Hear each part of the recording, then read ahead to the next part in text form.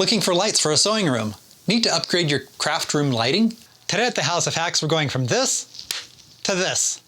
And there were no camera setting changes. It was all light. Today's project starts here in my wife's sewing room. This is just one of the bedrooms in our house, and overall it works really well for her, but there is one challenge that she has, and that is not enough light. We just have a single standard overhead fixture in here that's controlled by a switch by the door. And while for bedroom use it'd be fine, overall for craft use and sewing room, it really isn't enough light for her to see what she's doing. To add to the challenge, she also wants to start doing videos, sewing and crafting videos. And there really isn't enough light in here for video use at all. To add to the challenge, we have this really cool window that overlooks beautiful mountains out here. The problem with it, though, is with the lighting that we have in here now, if we expose for inside, where you can see what's going on here, outside is completely blown out. And if we expose for outside, inside is completely in shadow. So to fix the exposure problem, we really need to get the light levels in the room up significantly. And in the process of doing that, we need to pay attention to the color temperature of the lights so we don't get weird color artifacting mixing outside light with inside light. To address this issue, I've come up with this. This is a light fixture from the home improvement store. It's an LED light that outputs 6,500 lumens of light. And it's pretty close to daylight balanced. We're going to install 4 of these, which will give us a total of 26,000 lumens. We will also want these to be individually dimmable to have different scenes, different light levels in different areas of the room for video work, but we don't want to tear up any drywall or run new wires. So that solution is this. This is a Dmx controller. Dmx is an industry standard control system for lighting that's used primarily in stage productions. And this is a wireless controller with a whole bunch of scenes that can be programmed into it. It's way overkill for our application with just 4 lights. This will control up to, I think, 192 lights or something on that order. In place of the existing light, I'll mount this junction box on the ceiling. And inside the junction box, I've got 2 of these Dmx controllers. These are dimmers that will control 2 lights each. And with 2 of them, that will control all 4 lights. Since this is a wireless transmitter, I've got a wireless receiver that will also mount on the box. This is powered by a wall wart that needs power, and since I've got power coming into the box, I'll just add a surface mount outlet inside the box to plug into. So by mounting this controller next to the door, we should be able to wirelessly control all the lights in here and have each of them individually dimmable. So let's head down to the workshop and start putting this junction box together. But first, welcome to the House of Hacks. If we're just meeting, I'm Harley, and I like to make things out of wood, metal, and other things like that. Today we happen to be doing a lighting upgrade for my wife's sewing room. She wants to be doing videos on quilting and crafting and sewing and other things like that. If you're interested in that type of thing, there's a link up here in the cards to her channel. There's not much out there at the moment, but you could subscribe, click the bell notification icon, and start getting notifications when she does uploads. Okay, now workshop time.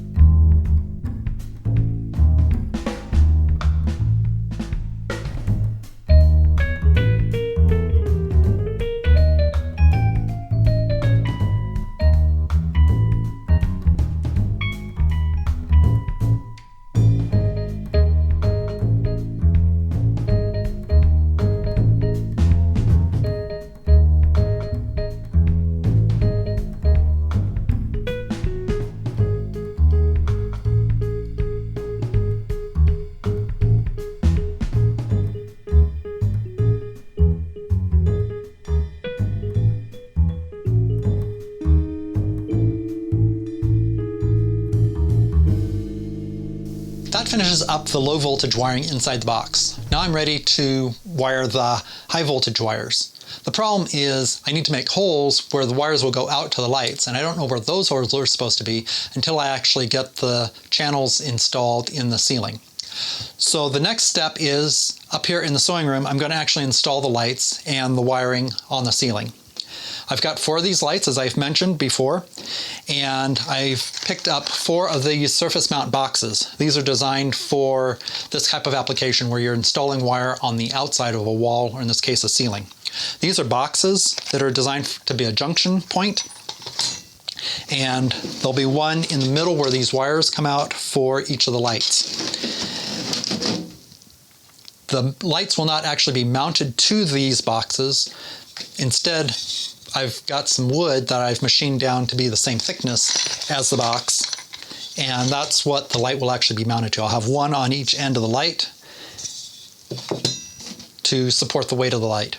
So now I'm ready to lay out everything and actually install the lights, install the channel, and then I'll know where to make the holes in the box for the final wiring inside the box for the high voltage side of things.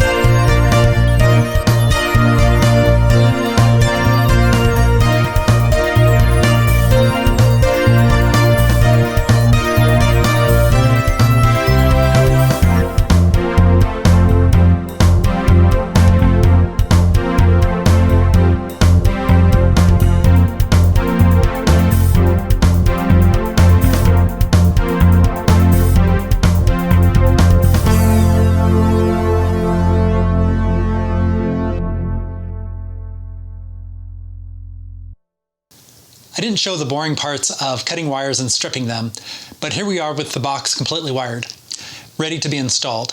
So I've got here the inputs for the main power coming in from the house. It'll come through this big hole down here, and I've got ground and hot and neutral connections here. From this connector, we've got wires that go to the power box and one input for each of the dimmer boxes. And then we have a common ground that all the lights will connect to, as well as the box and the house wiring. Coming out of each dimmer, I've got a wire that will end up getting wired into the lights that are already installed. So now I think all we need to do is mount this box, wire up the house wiring, and test it out. The light in here used to be controlled by this switch.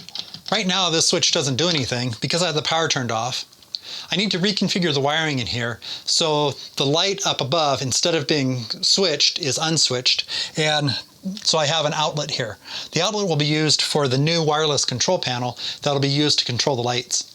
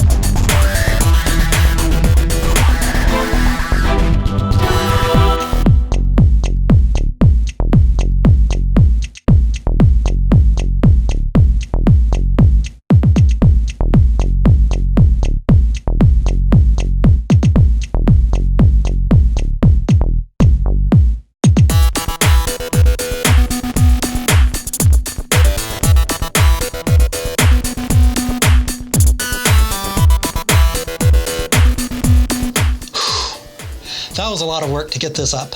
Obviously, I have it installed now and the lights are on. I did that off camera because it was just taking so long.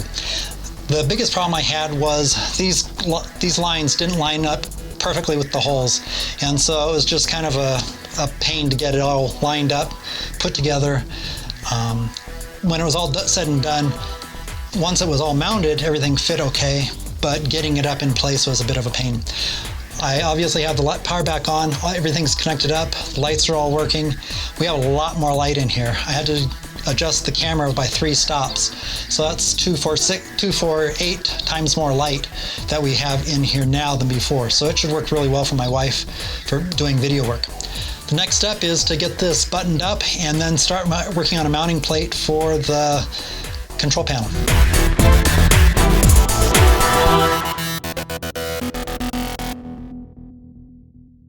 My wife wants the control panel to be mounted right here next to the door, about like so. So it's just a matter of cutting 2 pieces of wood, the right angle to accommodate the difference in the front and back for the control panel, and mount those 2 pieces of wood to the wall, and then mount the control panel to the wood. I measured the end of the control panel, and it looks something kind of like this. Okay, so the front of the control panel is 1.5 inches high, and the back of the control panel is 2.5 inches high. The width of the control panel is 5 inches. So the question is, how wide does this piece of wood need to be? To get that, we can observe that this is basically a rectangle and a triangle, and this is going to be a right triangle. And Pythagoras tells us that this side squared plus this side squared equals this side squared. If you remember, a squared plus b squared equals c squared. So c here is 5, b is 1, and 1 squared is 1. So we have A squared is the width of our piece of wood that we need to cut. So subtracting 1 from each side, well, this equals 25, 5 squared. So it's subtracting 1 from each side gives us 24. A squared equals 24. So A equals the square root of 24. And running that through the calculator, that tells us that it's 4.9. Now I don't have 9/10 on my ruler, so I need to convert 9/10 to 16ths. So 9/10 equals some unknown value in 16ths. And if we multiply by 16, that tells us that x equals 14.4. That's 14.4 sixteenths, which is going to be 29 30-seconds. So the overall width of this piece of wood is going to be 4 and 29 30-seconds, or 7/8 and a little bit more. Don't you love imperial measurements?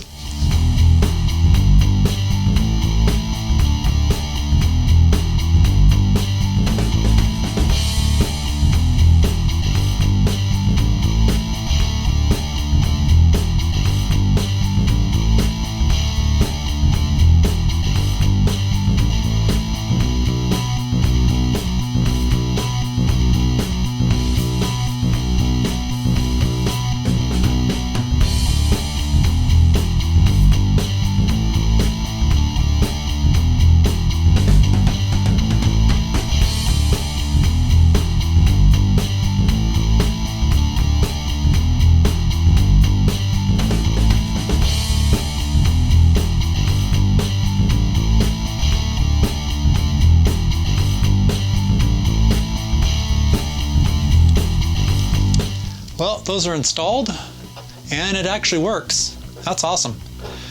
Let's get the light meter out and measure the old light and the new light and see what difference these actually make. With the old lights, we can see the EV value was 7. And under the new lights, we can see the EV value is 9.3. So the difference between the old light and the new light is 2.3 stops, which is almost 5 times the amount of light. That's a great improvement, but it's not enough to compensate for the original goal of being able to balance outside. Outside is typically EV 15, and so we're almost 6 stops under where we really want to be. To compensate for that, I think I'm going to get some neutral density film and put on the window. That'll help bring the outside light down and give us a better exposure when combining the two shots. But that's going to be a topic for a future video. I actually have a video series planned talking about neutral density filters for photography and videography, and I'll probably incorporate that into that series. In the meantime, I'll see you in this craft room related video over here. And when making things, remember, perfection's not required, fun is.